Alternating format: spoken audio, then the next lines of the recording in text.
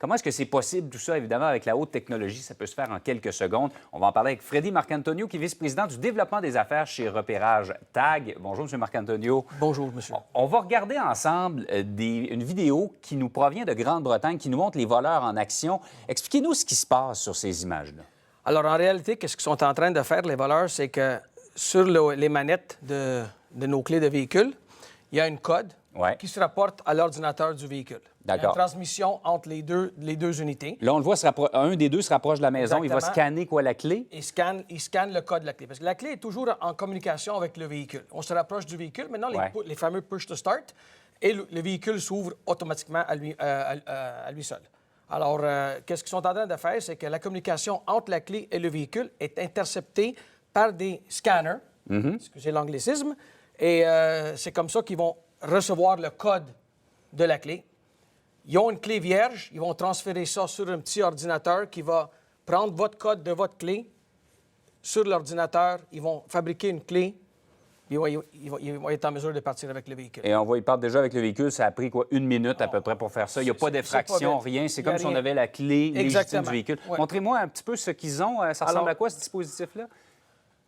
C'est un scanner, comme on appelle en bon mot technique, si vous voulez. C'est un scanner, capteur de code, si vous voulez, de votre clé à votre véhicule.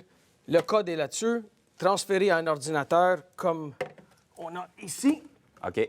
Pour fabriquer une clé. On va en montrer tout à l'heure, d'ailleurs, un processus de fabrication d'une clé. On va voir une autre vidéo de quelqu'un qui se fait voler dans son véhicule. Il arrive aussi, et c'est le cas, je pense, dans ce cas-ci, que le voleur se branche directement sur l'ordinateur de bord du véhicule. Le mot exact est OBD, ou On-Board Diagnostics.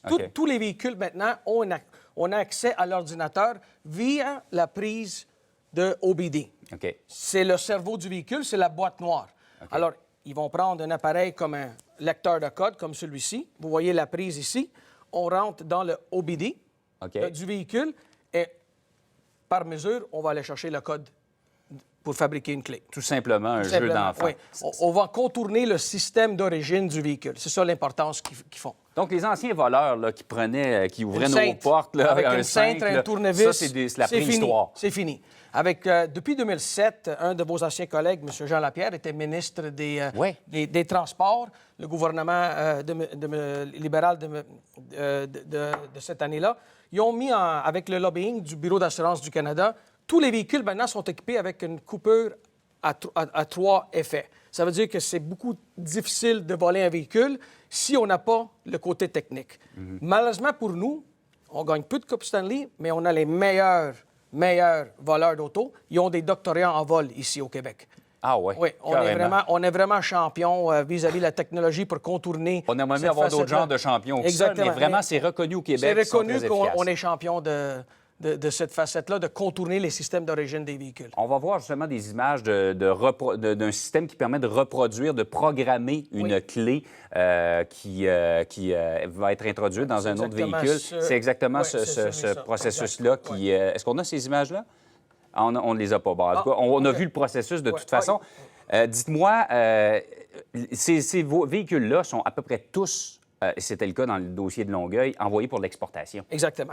La majorité des véhicules maintenant sont envoyés dans des pays cibles où il y a un embargo, où il y a des tarifs de taxes. C'est-à-dire que le véhicule qui vaut 50 000 ici au Québec, dans ces pays-là, il vaut 100 000 Alors, le Québec, c'est reconnu mondialement une zone d'exportation via le port de Montréal. Et ça, c'est des organisations bien rodées. Là. Ils volent le véhicule, ils savent déjà où ils l'emmènent, ils le mettent dans un conteneur, ils chargent sur un bateau. C'est des réseaux bien organisés qui ont des contacts partout dans le monde et qui engagent les jeunes ici, comme on a vu les 2 jeunes, pour voler les véhicules. Les jeunes ne font jamais partie du réseau. OK, donc ils sont coupés, on ne peut pas les relier aux têtes du réseau. C'est probablement le cas dans ce dossier-ci. Et vous me disiez même que TAG, parce que ça permet de repérer rapidement un véhicule qui a été volé, vous avez des petites surprises des fois où les véhicules sont repérés dans le fleuve? Ça arrive assez souvent. Souvent, on est au port de Montréal dans les containers. Le véhicule, il est déjà rendu dans un container, mais ça prend entre... Moi, je vous dirais, le temps du vol et le temps que le véhicule est prêt pour exportation, c'est autour de 15 jours. 15 jours au port de Montréal. Le vol auto au Québec, c'est un fléau. Ça coûte l'argent pas juste à celui qui s'est fait voler le véhicule, mais à tous les Québécois. C'est 10 de notre prime qui va à payer pour le vol auto. Donc, 10 de ce qu'on paye en prime d'assurance va uniquement pour les vols de voitures, même si nous, on n'en a pas été victimes. Exactement. Alors, 10 des valeurs des réclamations de l'industrie de l'assurance, c'est le vol auto, mais 50 de la valeur représente le vol auto. Alors, c'est juste 10 des réclamations qui c'est dû au vol auto, mais ça représente 50 pour l'industrie de l'assurance. Alors, il y a beaucoup de travail à faire pour nous protéger, nous mettre finalement en garde contre ces voleurs qui ont plus d'un tour dans leur sac. Vous l'avez montré avec la quincaillerie que vous nous avez apportée ce matin. M. Marc-Antonio, c'est fascinant. Merci beaucoup de nous avoir expliqué ça ce matin. Ça fait plaisir. Merci Bonne beaucoup. journée. Merci.